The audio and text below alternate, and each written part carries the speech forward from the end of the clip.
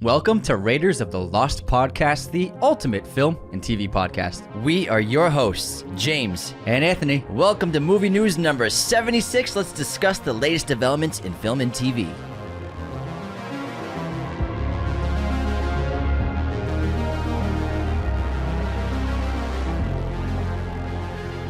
Hello, movie friends. Welcome back to the show. Hope you're having a great weekend so far. Let's get into the box office and movie news. So much to discuss. Obviously, Black Panther Wakanda Forever is still reigning supreme at the box office. Pulled in another $15 million. I believe it's about to pass $400 million domestically. So it's a very successful film. 385 right now. Typical Marvel movie. That's all three of them this year have hit around $800 million box office. And that's actually a good sign for the company that the properties are still performing really well in America alone. Next, we had Violent Night, the David Harbour Santa Claus Die Hard film, pulled in $11.8 million. And then Strange World in its second weekend, $4.5 million. Another disappointing weekend for that film. It's only raked in, I think, like $30 million on a budget of $180 million with marketing included. It looks like it's going to be Disney's least successful movie for well over, like maybe almost 15, 20 years. They've had quite a few bombs. This has been a really disappointing weekend for the box office. I think people obviously post holiday in America, and we're getting ready for the next holiday for the rest of the world with Christmas coming up. And everyone's watching Wednesday. Yeah, so. But there's a bunch of box office blues, you could say. I read like 5 articles, all kind of the same thing. Where are the audiences? No one's going to see the contenders for the Oscars this year. No one's going to see Tar. No one's going to see The Fabelmans. Articles from Variety, Vanity Fair, The Guardian. I think this is something we've been talking about for years. I mean, superheroes are taking over cinema, and huge, big blockbuster films are drawing audiences away from small films, and it's inevitable. We've been warning about it for almost 2 years now, ever since we started the show. Yeah, and it's I think there's a lot that plays into it, and I think a lot of it is the algorithms of social media platforms. Because I talked to a lot of people in DMs and comments, and people say, I didn't even know this movie was coming out. I didn't even realize this was a release, because I think algorithms on social media, if you like something like a Marvel movie or you like something like a DC movie kind of thing, you're just going to see that every time you go on the app. And so I think just the exposure to great independent films isn't really reaching audiences, like, because it's just being so overwhelmed with the algorithm telling you what's the most popular thing. That's all you're going to see. So I think that has a lot to do with it, because like, I get so many DMs or comments like, I didn't even know this movie existed or that it came out. I'm like, well, I see billboards of it in LA, or you'll see it in a magazine, but you won't see it on, like, certain people won't see it on their TikTok, or they won't see it on Instagram because of the algorithms. I just saw The Fabelmans. Might be the best movie of the year, might be my favorite. It snuck into the top 5. It was phenomenal. No one's seen that movie. Tar, no one's seen that movie. Banshees of Inisherin, no one's seen that movie. Till, no one saw that movie. Till, yeah. No one saw Park Chan-wook's film. Decision to Leave. No one's seen their movies. Armageddon Time did horribly. I think Empire of Light, Sam Mendes' new film, is going to do terribly.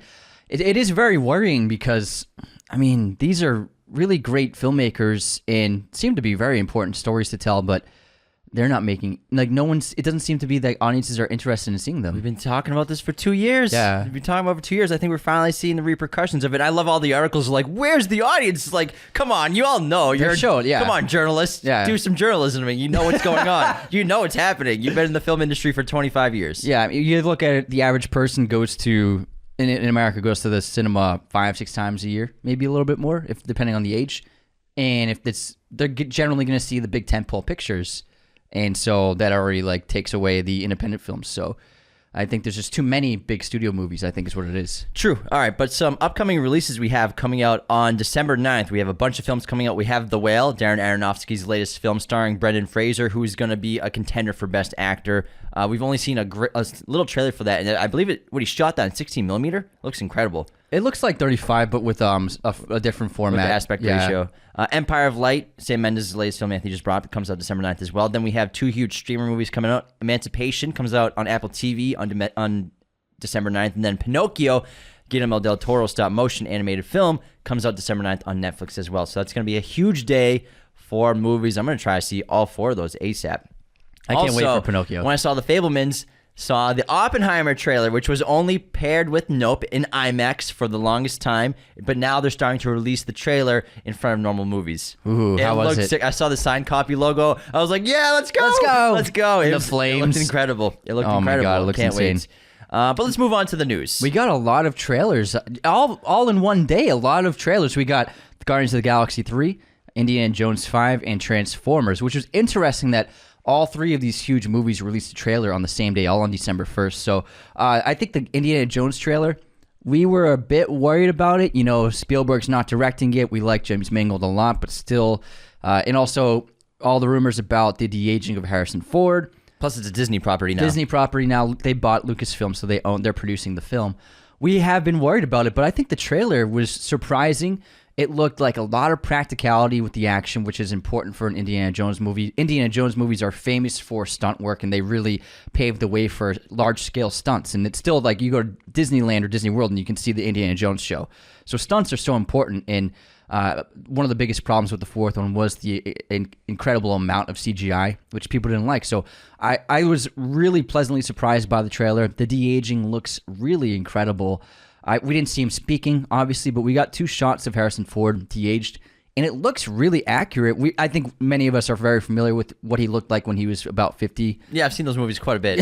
Quite a bit. Harrison is a good-looking man. But it looks good. It looked very realistic to what he looked like. They even got his scar, his facial structure, everything. They nailed it. Because I just watched a clip from Tron Legacy yesterday, and the de-aging of Jeff Bridges does not look good in retrospect. Compared to like the Irishman. Yeah, it actually looks pretty bad. But then you look at this trailer, and it looks really terrific. That's why I think when in the future, in like 20 years, people are going to look back on The Irishman as paving the way for how it's done now and like the standard for de-aging, because they really kind of started that. Just like with Lord of the Rings and Gollum and mocap, The Irishman really took it to the next level. For de-aging. Yeah. But so it looks like an Indiana Jones movie. I was pleasantly surprised. It looks great. Unsung heroes are obviously the stunt performers. Some of the action sequences we saw in the trailer look incredible. Yeah, and all practical, so that's important. It looks great. Then also Guardians of the Galaxy 3, we got a trailer for that. It looks like an emotional journey. It's obviously, we know it's going to be kind of an origin story for Rocket Raccoon. Rocket Origins. That's the origin story today. Can't wait to see it. It looks dramatic. Gamora's in there. I can't wait to see how they tie Gamora into the Guardians and Peter Quill with this storyline, because we have the past Gamora that traveled to the future, and it's all jumbled up together. Yeah. So it doesn't fit. It's old Gamora before they met. Yeah, so it's different. I'm curious to see the dynamic. But this is James Gunn's last Guardians movie. I'm sure these characters are going to pop up in other movies, but I think for this group of people, this group of performers and filmmakers, it's their last go at the story. So I'm looking forward to seeing the close. I love Chris Pratt. I love Zoe Saldana. Drax is always a lot of fun. So it looks like a cute family getting back together, you know? And speaking of Drax and Dave Bautista, the trailer for Knock at the Cabin Door, M. Night Shyamalan's new film, looks really terrific. Did they release a second one? No, I just saw the same one, but I don't think we brought it up before, or maybe we did. We did. But I watched it again last night in the theaters, and it looks really interesting. And M. Night's movie trailers are so well made for marketing purposes. The question he always puts at the end of it, it's the old trailer was good. Yeah, so he always questions the audience with his trailers to be like, I gotta find out what this movie's about. It's just the mystery behind it. Even if it's a mediocre movie, you still gotta scratch that. Yeah, they're happening. Like, why are people killing themselves? You gotta know why. Have you heard about the honeybees? Have you heard about the bees? Hey, goat. How's your mother? Say hi to your mother for me. And then the final major trailer was Transformers: Rise of the Beasts. Rise. It looks like a lot of fun. I've spoken to some people who it's basically based upon that TV series, the Beasts TV series of Transformers. And there's a supercut of people comparing shots to the movie, and it actually pretty much duplicated shots from the show. Okay, cool. But fans of Transformers and that series in particular seem to be very happy about the trailer. So Optimus Prime and they're not in it. Optimus is in it. The other characters are in it, but also these animal Transformers are. So it's still the war of Decepticons and Autobots. I'm not completely sure. Not sure. Not completely sure. I have not. I'm not a Transformers expert. I like the first movie a lot. Yeah, it looks cool. Some more news. Wednesday. Oh, and also, I'm sorry. The lead actor from In the Heights is the lead in this film. Gotcha. Wednesday Addams News, the new Netflix TV series starring Jenna Ortega, broke Stranger Things 4 record of hours watched in a first week for a Netflix original with 341 million hours streamed, which is absurd in a week. It shows the love for the Addams family. Jenna Ortega's rising star. Rise. But it also, this is evidence that people want something different, you know? Stranger Things is amazing and really fun, but also We need new things. Well, I mean, this is the fourth thing of the Addams Family. but not in a long time. Yeah, yeah. You know what I It's mean? been a while since And Christina Ricci. Yeah. That was when we were kids, you know? So I think people were always craving something new and something different. And so this is an example of that. True. That 90s show released a trailer, and I guess, sure. I saw it's like literally just the same thing. I was like, all right. They got Red and Kitty, which I'm happy about. Yeah. But like, I guess I was watching. I'm like, do I really want to watch this? I was curious if they were going to have them smoking weed, but they are. Yeah. They are doing that famous circle shot. They have to. The spinning shot. It's because I was worried like our studios afraid to depict that in a TV show for kids. It's true. Because they stopped showing cigarettes and they stopped showing alcohol in a lot of movies and TV shows. Yeah. So I once that shot was shown, I was like, okay, at least they're doing that. But also like, I didn't really feel anything for it. It didn't feel like the nostalgia. Even though we're 90s kids, it didn't feel like 90s. Yeah. I thought they'd go all out with the 90s stuff. As a 90s kid, I didn't see much 90s pop culture in there. But I mean, so just a trailer. I think obviously the showcase of the trailer was Red and Kitty. Like they were like the stars of the trailer. They were. But I was like, who's the main character? Oh, the daughter, right? The daughter's the main character. They did have like grungy wardrobe for some of the kids. Okay, yeah. But I didn't see much 90s culture there. I was expecting a little more from this trailer. Yeah. Because like the 70s show, they really tapped into things that were really popular. I'm sure they will with the show because like they're always listening to like Led Zeppelin or stuff, or like obviously Star Wars was huge with Eric, and they had great pop culture references in every episode. So we'll see. But I didn't even see like anything really. I didn't feel it. I didn't feel anything. It felt like people were just touring that 70s show set and they filmed it. Like when you go see the Friends set at Universal, you're just like, hey, take a photo of me with the cup. Yeah, we'll see. Central Park. I'll give it a. That's what it felt like. It felt like people at the Central Park just hanging out. I'll wait for the reviews. Yeah, dude, that 70s show, one of our favorite shows of all time. After school, always putting that on. Always. That and Seinfeld. Top Gun Maverick. It's back in IMAX, baby. Go see it. Tom's back. Yeah, for I think 2 weeks. Oh, yeah. 2 weeks in December. Started happened December 2nd. It's a money-making machine, man. Dude, it just never stops making money. Doesn't stop. It should never leave theaters. Just put it on a screen. Why? Why leave theaters? If I was a movie theater, 24/7. I think this is the fourth re-release, for the next 5 years. Top Gun Maverick. All right, next up, Mandalorian Season 3 got an update. It's going to be released in March 2023. And Jon Favreau says that he wants every episode to be a special thing, like it's like Christmas morning. It looks like they're putting a lot into the show. Like it feels like Christmas morning. Like it's not going to be like a Christmas giddy. show. No, not Christmas theme, but like the feel feeling. like, oh my God, a new Mando episode. I hope so. That's like the one Disney Plus show that I actually really enjoy, Mando. I haven't watched Andor. I know a lot of people say Andor is great, but I just haven't had time. But the other ones, I think Mando's the only one I connect to, personally. Yeah, I think it's the best one. I think it's the best one. It's also their first one, right? It was the first I think one. That's what happens when Jon Favreau runs your show. Well, Jon Favreau, yeah, he's a great producer. He's a terrific guy. He's a cool dude. Some more news. He's so money. So money. So money, baby. You don't even know how money you are. Next up, we have some Bruce Lee news about Ang Lee is making a biopic about Bruce Lee, and it's going to star Ang Lee's son, Mason Lee, playing Bruce Lee in the film, which is really coul I didn't know his son was an actor. I'm going to Google him. Actually, yeah, you'll recognize him immediately. Oh, yeah, I've seen him in some stuff. Yeah. So we grew up loving Bruce Lee. He was a huge part of the culture, even years after his passing when we were growing up in the 90s. Our dad loves Bruce Lee. Our brothers love Bruce Lee. We watched all of his movies. So it's going to be awesome to see a new movie of Bruce Lee. I'm curious to see what Ang Lee does He could pull it off. He has kind of a similar look to him. Yeah. He could definitely pull it off. I think he'll nail it. They have similar features. Look at this photo. Yeah, no, I was very looking at similar earlier. features. They do look very similar. And plus, Ang Lee, he's just one of the best directors working today, so it'll be cool to see. Another major trailer, Super Mario Brothers trailer was released, the full trailer, and we finally got more of Chris Pratt's voice. I think it's good. I know, because like everyone freaked out. You don't want God. It's me, Mario, the whole movie. I'm gonna save Peach from the kingdom and Koopa. You don't want that the Bowser. Yeah. You don't want that the whole goddamn movie. I mean, it's great for the video game, but like not for actual dialogue. Let's go. It's perfect. Yeah, I think it works really well. Anya Taylor-Joy sounds perfect as Peach, and Charlie Day as Luigi. is amazing casting. Jack Black's Bowser. Yes, Bowser. I think it looks, and I think it looks really good. They nailed it because they hit like so many video game parts of the Super Mario world. They had Mario Kart in there They too. had Mario Kart, they had Rainbow Road, they had the flying squirrel outfit from NES. So they tied in every, like even Mario Party stuff. Like every Mario game, it seems like they threw stuff in there. Mario 64. Yeah. So I'm really excited to check it out because we played like every Mario game growing up. Yeah. For every console, so I think it's going to be awesome and so nostalgic, and I think they might have actually nailed a video game movie. But keep in mind, Nintendo is producing this, so it's not like they gave this to a studio to make it. You know, I think they're making it with a lot of love. You know, so much love, and also like love for some money. It looks good. No, but I was surprised. I really like the trailer. I think it's really good looking. All right, next up. Cocaine Bear trailer was released. Elizabeth Banks' new film based on a true story of a bear that accidentally ate an entire bag of cocaine and went on a rampage in a small town. It looks like a lot of fun. Great cast. Looks like a great dark comedy. The CGI is iffy. Maybe it's not finished, but it does look like a lot of fun. It looks outrageous. Yeah. All right, what's this? The And Acolyte. she needs a bounce back after Charlie's Angels. Oh, the Acolyte's a Star Wars show, right? So The Acolyte is an upcoming Star Wars show. It's got a really eclectic cast of a lot of performers. And then Daphne Keane, who leads His Dark Materials, she was little Logan in Logan. Okay, yeah. She's going to be one of the leads. And she said that this show is actually based on Sith.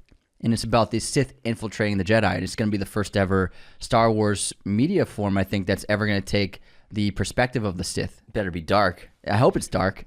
So it sounds interesting. Sounds interesting. Interesting. So, All right. so Jude Law has his show coming out on like the crew, something crew with the He's kids. got a Star Wars show coming out? Yeah, so he's going to be the pilot of the owner of a ship that he has like a bunch of ragtag kids and they're like a crew. So that comes out next year, and then the Acolyte will come out the year after. So many goddamn shows. Yeah, it's a lot. To keep track of all this. And yeah, it's a ton. Nobody, Bob Odenkirk's film is getting a sequel, and they're going to start filming next summer. It's going to kill more guys. Kill a bunch of guys, take out the trash, and just lose his temper. I watched the train fight sequence. It's pretty solid. Because I haven't seen the film, but you told me about that, and I was like, what's his motivation for killing these guys? Just like they're being rowdy? They're being rowdy, but also they're like being very rude to a girl on the bus. So he kills So he beats the crap out of like 12 guys and kills them all. It's like I liked that movie, but like I think it's a little overrated. It's too they're trying to make John Wick, too much. Kind of like the Hotel Artemis was trying to be John Wick. Yeah. Nobody was trying to be John Wick as well, and it kind of worked for me, not completely. I know a lot of people really enjoy it. I think Bob Odenkirk's awesome. There are parts of that movie I liked, some parts I didn't like, but you like what you like. Yeah. Warner Brothers in DC dropped a big photo today announcing Blue Beetle. Their official poster was released, and the film will be coming out August 2023. So keep an eye out. Pretty soon. Yeah, a trailer will probably be coming out this week then. New trailer for Toni Collette's new film, Mafia Mama. So she's going to be like a fish out of water who now has to like go to Italy and like run a mob. That's funny. It looks pretty funny. Is it a comedy or? Yeah, it's a dark comedy. All right, I love her. Speaking of the Mafia, Michael Gandolfini has been cast in Daredevil Born Again. Oh, James Gandolfini's son? Gandolfini's son. From what's the movie? The Many Saints in Newark. Yeah. I like to forget that movie exists. I erased it from my memory. Sounds like you did. Big news for Prime Video. Prime Video, for the first time ever, has topped Netflix as the #1 streaming service in America. Netflix has had the top spot forever since streaming really became a thing, and Amazon finally beat them. I think that Netflix's decline and Prime Video's rise is an indicator of the approach, Prime Video seems to be approaching a lot of movies and going for higher quality, I think, and Netflix has just approached the content. So maybe that system isn't really working out for them anymore. Yeah, I don't really, in terms of originals for Netflix, I don't really love anything besides Stranger Things. I haven't watched a ton. The Crown's great too, but I mean, isn't that also a BBC? No, it's Netflix. It's on Netflix? Yeah. There aren't a ton of shows that I think they put the quality into that they put into Stranger Things. Whereas Amazon has a lot of great original properties. All their shows are really high quality, They do great production value. Yeah, and their movies too. Whether you like them or not, they're still really well made. Yeah, I like the Amazon original movies way better than the Netflix ones. Plus, I think the way that Netflix treats some of their their shows and their characters, like with The Witcher, how, you know, Geralt started getting like pushed out of his own show, and Cavill left because of Superman, so he's gone. So I think a lot of people are losing interest in Netflix originals, and I think that's clearly showing. But their movies, you know, their originals aren't even close to what Amazon puts out for original movies, you could say. Yeah, I think so too. Yeah. Now to the last bit of news. Some news for the boys. Noise for the boys. Casting announcement. Simon Pegg will be returning to The Boys. He hadn't been on the show since season 1. He plays Huey's father. And then great actress Rosemary DeWitt has been cast as Huey's mother, so they'll be appearing in the new season. What's she in? You've seen her in a ton of stuff. She was in Promised Land. She was in a bunch of indies. Terrific actress. You've seen her. Let me look her up. Rosemary DeWitt. Sounds so familiar. So Rosemary. Oh, okay, I gotcha. Yeah, you know her. She's in Supernatural too. Yeah, she's in Supernatural. Oh, yeah. Oh, nice. They're just like taking all Supernatural cast members. Right, right? Reunion after reunion. I've seen a lot of Supernatural without audio. Like I say, at the gym, it plays on one of the TVs all the time. I think this is the first week in like 4 months we don't have an origin story. Raccoon. Raccoon. Raccoon Guardians of the Galaxy 3, Volume 3. Raccoon Origins. I almost had a heart attack. The Rise of Rocket. We had 3 rises. I mean, technically Blue Beetle will be in Origins as well. I guess the first movie of a franchise doesn't count. Yeah. But it will probably be an origin story. Yeah, we did get an origin story. Yeah, we got one in Totally there. forgot. Sorry. Because I think the origins really works when it's already a property, and then they make the origin story after. It's like so funny. Yeah, I think that's what qualifies the origin. All right, that wraps movie news number 76. Lots of stuff. Episodes this week, we're going to do something a little different this week. So Monday and Tuesday are going to be kind of like 30-minute episode reviews. We're doing the menu on Monday, and then Bones and All on Tuesday, and obviously Weekly Chat on Wednesday. And then Thursday, we have our episode on, what do we do? We didn't do it We yet. haven't filmed it yet. Something. Something is, I think, Coco? Coco. We're doing Coco. Pixar's Coco. Yeah. That's what it is. Totally forgot. we gotta film that probably soon. Maybe we should get on that. Yeah, we should probably do that. All right, thanks for tuning in, everybody. Take care. Stay tuned for the latest episodes coming this week. See you next time. Thank you for watching Raiders of the Lost podcast. Be sure to hit that subscribe button, hit the like button as well, notifications for sure. Listen to the show on Apple Podcasts, Spotify, everywhere you can listen to podcasts, and be sure to check out this other content we have on our YouTube channel.